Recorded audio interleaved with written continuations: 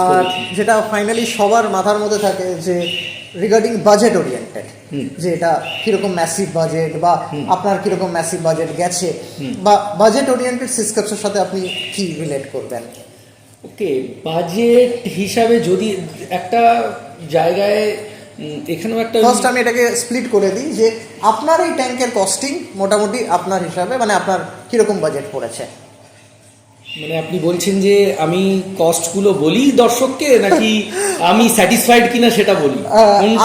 আগে তো প্রথম হচ্ছে যে আপনার কত খরচা হয়েছে সেটাই বলুন। আচ্ছা ঠিক আছে, আমি এর আগে একটা কথা বলি যে বাজেট রিলেটেড কথাটা যখন বলা হয়, যেই কেন কি আমি ইন্টারাপ্ট করছি, কেন কি অনেকে ইচ্ছা রাখে ভালো ট্যাঙ্ক করার কিন্তু বাজেটের আইডিয়া থাকে না। হ্যাঁ, এই নলেজটা যে থাকে না, এইখানেই গন্ডগোলটা হয় হচ্ছে ফ্রেশ ওয়াটার অ্যাকোরিয়াম আর সল্ট ওয়াটার অ্যাকোরিয়াম, মেরিন অ্যাকোরিয়ামের ডিফারেন্সটা হয়ে যায়। আমি কোনোদিন আমার কোনো ভিডিওতে বাজেট রিলেটেড আলোচনা করি না, এটা প্রথমবার আমি বাজেট রিলেটেড আলোচনা করছি। আমার অল্প স্বল্প আইডিয়া ছিল মেরিন নিয়ে, এবার যার একদমই নেই সে প্রথমে শুনে একটু শক হতে পারে, ঠিক আছে?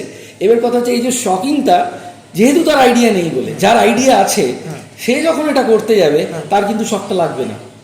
এবং সেইখান থেকে আমি বলতে পারি কি যে সিস্কেপ যখন আমাকে কোটেশনগুলো দিয়েছে বা করেছে, I was quite satisfied with that, ঠিক আছে? এইবার আসি হচ্ছে কস্টিং পাননি, তার কারণ আপনার একটা আমার আইডিয়া ছিল যে প্লাস মাইনাস এরকম হতে পারে, এরকম হতে পারে। এইবার আসি একটা একটা করে, ও যখন বলছে আমি প্রথম কথা হচ্ছে যে একটা 7 feet by 2 feet by 2.5 feet aquarium হবে।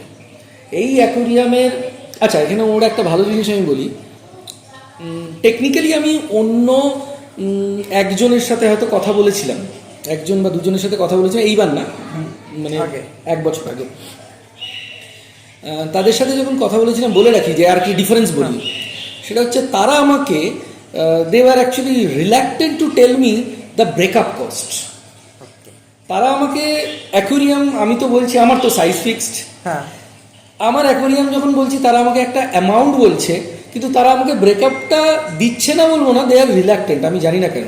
বাট ফ্রম দ্য বিগিনিং আমার যেটা ওর ভালো লেগেছে, চুজ করার একটা অন্যতম পয়েন্ট বলবো, সেটা হচ্ছে ও কিন্তু আমাকে প্রতিটা ইকুইপমেন্টের কস্ট ব্রেকআপটা দিয়েছে। আমি খুব ট্রান্সপারেন্ট, আমার একটা জিনিস পছন্দ না হতে পারে, একটা জিনিস পছন্দ হতে পারে, কারণ দেয়ার আর সো মেনি ভ্যারিয়েশন। আমি ড্রাই রক লাগাবো কি লাইভ রক লাগাবো, আমি লাইভ স্যান্ড দিচ্ছি কি দিচ্ছি, আমার এখানে ওয়েব মেকার আছে, আমি কোন ম্যানুফ্যাকচারার, আপনি কম দামি দেবেন কি বেশি দামি দেবেন, কম দামি দেবেন কি বেশি দামি দেবেন,